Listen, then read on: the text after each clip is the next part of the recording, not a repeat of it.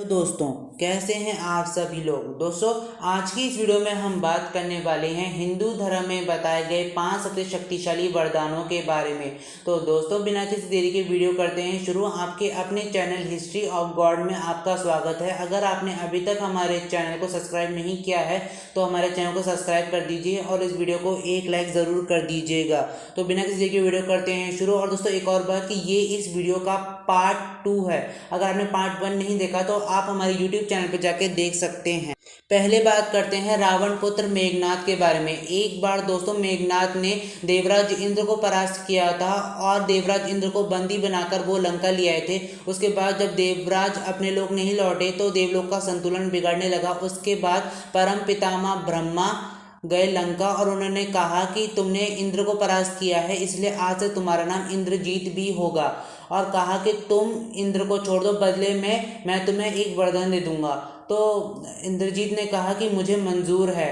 तो इंद्रजीत ने कहा कि आप मुझे अमरत्व का वरदान दे दीजिए। लेकिन जो ब्रह्मदेव थे उन्होंने अमरत्व का वरदान देने से मना कर दिया और कहा कि तुम्हें अमरत्व नहीं दे सकता, लेकिन इतना दे सकता हूँ कि जब भी तुम अपनी कुल देवी निकुंबला की पूजा करोगे उससे एक दिव्य रथ प्रकट होगा और जब तक तुम उस रथ में होंगे तब तक तुम्हें कोई भी ना हरा पाएगा ना मार पाएगा, चाहे वो देवादिदेव महादेव ही क्यों ना हो। और इंद्रजीत ने कहा कि मुझे मंजूर है। तो दोस्तों, अब बात करते हैं शुंभ और निशुंभ के बारे में। दोस्तों, कहते हैं कि शुंभ और निशुंभ 2 राक्षस भाई थे और वो पहले से ही बहुत ज़्यादा शक्तिशाली थे। और जब उन दोनों को ब्रह्मदेव का वरदान प्राप्त हो गया उसके बाद वो तीनों लोकों में सर्वशक्तिमान हो गए। उसके बाद वो धीरे धीरे करके सभी देवताओं को मानने लगे और तब सारे के सारे देव भगवान शिव के पास गए और उन्होंने कहा कि आप शुंभ और निशुंभ का वध कर दीजिए। तो महादेव ने कहा कि मैं शुंभ और निशुंभ को नहीं मार सकता, क्योंकि उन्हें ये वरदान है कि उन्हें कोई भी जाति का नर नहीं मार सकता, और अगर मैंने उन्हें मारा तो ये ब्रह्मदेव के वरदान का अपमान होगा। उसके बाद जब शुंभ और निशुंभ का पाप बहुत ज़्यादा बढ़ गया तो माँ पार्वती ने माँ काली का रूप लेके उन दोनों का संहार किया। दोस्तों, अब बात करते हैं अश्वत्थामा के बारे में। दोस्तों, अश्वत्थामा को गुरु द्रोणाचार्य का पुत्र कहा जाता है। दोस्तों, कहते हैं कि अश्वत्थामा महादेव के ही अवतार थे। अब दोस्तों, बात करते हैं अश्वत्थामा के पास जो वरदान था। दोस्तों, अश्वत्थामा को वरदान के तौर पर एक मणि प्राप्त थी, जो मणि उन्हें हर अस्त्र और शस्त्र से बचाती थी। कहते हैं कि जब तक अश्वत्थामा के पास वो मणि थी तब तक ना तो कोई मनुष्य, ना ही देव, दानव, यक्ष, गंधर्व, किन्नर उन पर कोई भी उन्हें मार नहीं सकता था। और दोस्तों, श्री कृष्ण ने अपने सुदर्शन चक्र से ही अश्वत्थामा की वो जो दिव्य मणि थी उसे निकाल दिया और उन्हें कलयुग के अंत तक इस दुनिया में भटकने का श्राप दिया। तो दोस्तों, अब बात करते हैं महिषासुर के प्राप्त वरदान के बारे में। दोस्तों, महिषासुर एक ऐसा असुर था जिसका आधा शरीर इंसानों का तो आधा बैल का था। दोस्तों, कहते हैं कि महिषासुर पहले ही बहुत ज़्यादा शक्तिशाली था और जब उसे ब्रह्मदेव का ये वरदान मिल गया कि उसे कोई भी देव, दानव, नर, यक्ष, गंधर्व, किन्नर, नाग, नागिन नहीं मार सकते, तो उसके बाद वो और ज़्यादा शक्तिशाली हो गया। लेकिन जब ब्रह्मदेव ने ये कहा कि तुमने इन सभी से सुरक्षा प्राप्त कर ली किंतु तुमने नारी को तो छोड़ दिया, तो महिषासुर ने कहा कि नारी तो अबला होती है, उससे क्या डरने की ज़रूरत।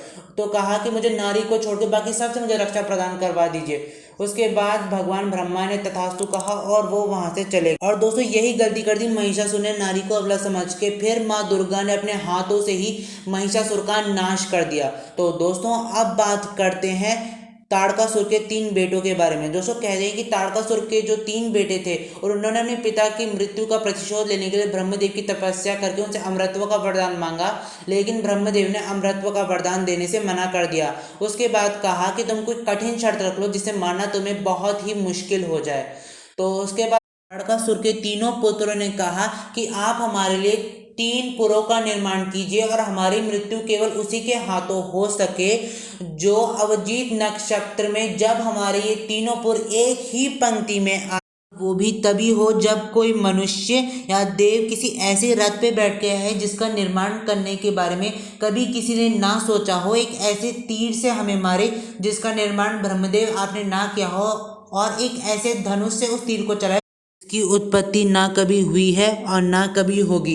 ये वरदान प्राप्त करके ताड़कासुर के तीनों बेटे बहुत ज़्यादा शक्तिशाली हो गए और तीनों लोगों पे उन्होंने अपना वर्चस्व कायम कर दिया। उसके बाद सभी देव महादेव के पास गए और उन्होंने कहा कि आप त्रिपुरा का नाश कर दीजिए। तो महादेव ने कहा कि मैं उनका नाश करने के लिए तैयार हूँ। उसके बाद सभी देव शिल्पी विश्वकर्मा के पास गए और वहाँ जाके ऐसा रथ और धनुष बनाने को कहा और देव शिल्पी विश्वकर्मा ने ऐसा धनुष और रथ बना भी दिया। उसके बाद दोस्तों त्रिपुरा मतलब दोस्तों जो तीनों दानव नगर थे, जब वो एक साथ जीत नक्षत्र में आए थे और दोस्तों महादेव ने तब अपने पशुपतास्त्र की मदद से ही एक ही बारी में त्रिपुर का सर्वनाश कर दिया और पुनः इस दुनिया पर अच्छाई का वर्चस्व फहरा। दोस्तों अगर आपको हमारी वीडियो अच्छी लगी तो हमारे चैनल को सब्सक्राइब कीजिए, इस वीडियो को लाइक कीजिए और कमेंट में ओम नमो नारायण लिखिए और अपने तमाम दोस्तों में शेयर जरूर कीजिएगा।